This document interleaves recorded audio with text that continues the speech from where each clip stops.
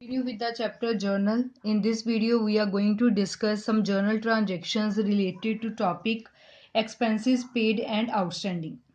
जब हमने accounting term वाला चैप्टर डिस्कस किया था तो उसमें हमने कुछ अकाउंटिंग टर्म्स के बारे में भी पढ़ा था। एक टर्म हमने वहाँ पढ़ी थी आउटस्टैंडिंग एक्सपेंसेस। आउटस्टैंडिंग का मतलब होता है ड्यू बट नॉट पेड, मतलब कोई खर्चा है जो कंपनी को देना चाहिए था, उसकी पेमेंट करनी चाहिए थी, बट अभी तक कंपनी ने उसकी पेमेंट नहीं की, तो उसको बोलते हैं आउटस्टैंडिंग। और एक हमने पढ़ा था वहाँ प्रीपेड एक्सपेंसेस। प्रीपेड एक्सपेंसेस का मतलब होता है पेड इन एडवांस, कि कोई खर्चा कंपनी ने एडवांस में उसकी पेमेंट कर दी है, अभी उसकी पेमेंट नहीं करनी चाहिए थी बट कंपनी ने एडवांस में कर दी है, तो उसको बोलते हैं प्रीपेड। और जो खर्चा करना चाहिए था अभी तक उसकी पेमेंट नहीं की, तो उसके लिए हम वर्ड यूज करते हैं आउटस्टैंडिंग। प्रीपेड हमारे लिए एक एसेट होती है और एसेट का हमेशा डेबिट बैलेंस होता है। आउटस्टैंडिंग हमारे लिए एक लाइबिलिटी है और लाइबिलिटी का हमेशा क्रेडिट बैलेंस होता है। So let us start with question number 16। Generalized the following transactions. Journal entries आपको पास करने के लिए बोला गया है। The very first is wages paid ₹19,000। Wages पे की गई हैं 19,000।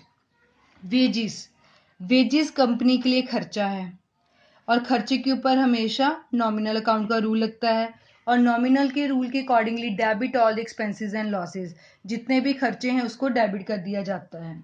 अब आपको इस ट्रांजैक्शन में कुछ भी नहीं गिवन, तो खर्चा हमेशा पैसों में दिया जाता है।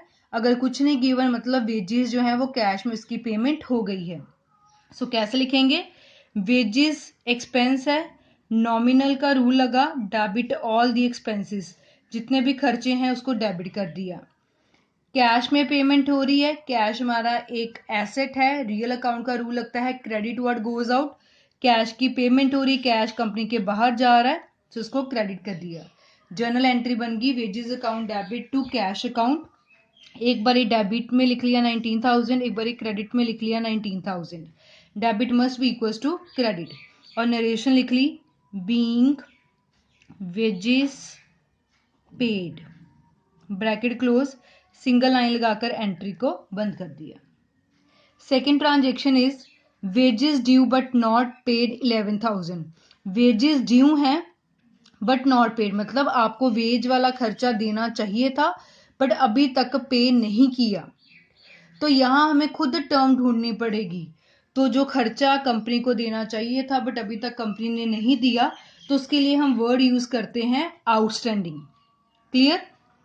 वेजेस हमारे लिए खर्चा है, खर्चे का हमेशा डेबिट बैलेंस होता है, तो डेबिट में लिख लिया वेजेस अकाउंट डेबिट। अब कंपनी ने वेजेस वाला खर्चा अभी तक दिया नहीं है, अगर दे देती तो हम लिखते टू कैश। वो अभी नहीं दिया, हमारी एक लाइबिलिटी बन गई है क्योंकि हमने काम करवा लिया और उसके बदले में अभी तक लोगों को वेजेस नहीं दी, तो एक लाइबिलिटी बन गई, तो उसको बोलते हैं हम आउटस्टैंडिंग। लाइबिलिटी का हमेशा क्रेडिट बैलेंस होता है, सो टू आउटस्टैंडिंग वेजेस, क्योंकि अभी तक इसकी पेमेंट नहीं हुई। सो एंट्री बन गई wages account debit to outstanding wages. Wages खर्चा था, खर्चे का हमेशा डेबिट बैलेंस होता है, अभी तक वो खर्चा हमने पे नहीं किया इसलिए हमारी लाइबिलिटी बन गई, तो लिख दिया आउटस्टैंडिंग वेजेस अकाउंट विद ₹11,000। एक बारी डेबिट में लिख लिया, एक बारी क्रेडिट में लिख लिया, नरेशन लिख ली बीइंग वेजेस आउटस्टैंडिंग। आउटस्टैंडिंग की टर्म आपको खुद पता होनी चाहिए, कई बार क्वेश्चन में हमें नहीं गिवन होती, जो खर्चे देने थे नहीं दिए, तो we use the word outstanding. Single line लगाकर एंट्री को बंद कर दिया।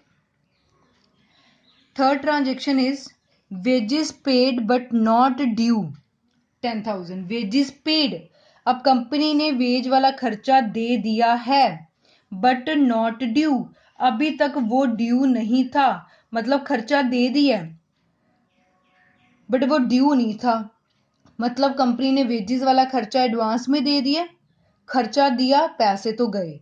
जो खर्चा हमारा नहीं बनता था बट कंपनी ने अभी इसको एडवांस में ही पेमेंट उसकी कर दी है, तो उसके लिए हम वर्ड यूज करते हैं prepaid.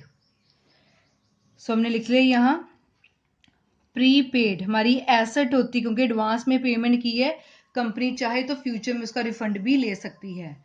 So prepaid wages account debit, खर्चे एडवांस में दे दिए, इसको आप वेजेस पेड इन एडवांस भी लिख सकते हैं, एक ही बात है।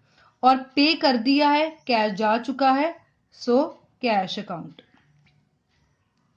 Being wages paid but not due, single line लगाकर एंट्री को क्लोज कर देंगे।